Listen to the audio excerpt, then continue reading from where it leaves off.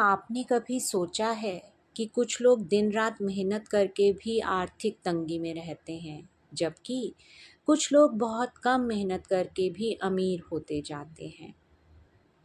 फ़र्क उनकी मेहनत में नहीं, बल्कि उनके फाइनेंशियल माइंडसेट में है। रॉबर्ट कियोसाकी ने अपनी किताब रिच डैड पुअर डैड में दो पिताओं की कहानी सुनाई है।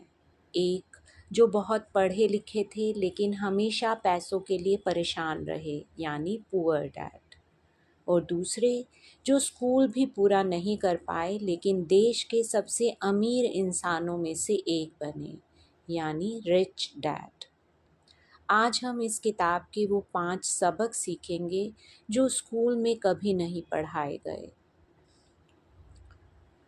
एसेट वर्सेस लायबिलिटी, यानी असली संपत्ति क्या है।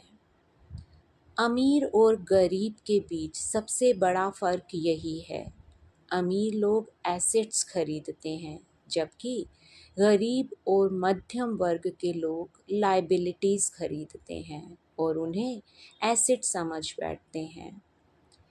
एसेट वो चीज़ है जो आपकी जेब में पैसा डाले, जैसे किराए का घर, शेयर्स या कोई बिजनेस।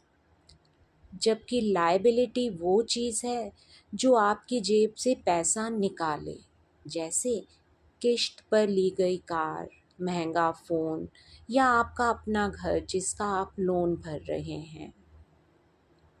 पॉइंट 2 है, पैसे के लिए काम ना करें। Work to learn, not to earn. Poor dad कहते थे अच्छी पढ़ाई करो ताकि एक सुरक्षित नौकरी मिल सके, लेकिन रिच डैड कहते थे कि सीखने के लिए काम करो, सिर्फ पैसे के लिए नहीं। अगर आप सिर्फ सैलरी के लिए कमा रहे हैं तो आप रैट रेस में फंस जाएंगे। सेल्स, मार्केटिंग और मैनेजमेंट जैसे हुनर सीखें ताकि आप खुद का साम्राज्य खड़ा कर सकें। फिर आती है बारी फाइनेंशियल साक्षरता की, यानी फाइनेंशियल लिटरेसी की। अमीर होने के लिए यह ज़रूरी नहीं है कि आप कितना पैसा कमाते हैं, बल्कि यह ज़रूरी है कि आप कितना पैसा बचा कर उसे बढ़ा पाते हैं। टैक्स कैसे काम करता है, निवेश कैसे किया जाता है। अगर आपको इन चीज़ों की समझ नहीं है तो करोड़ों कमाने के बाद भी आप गरीब ही रहेंगे।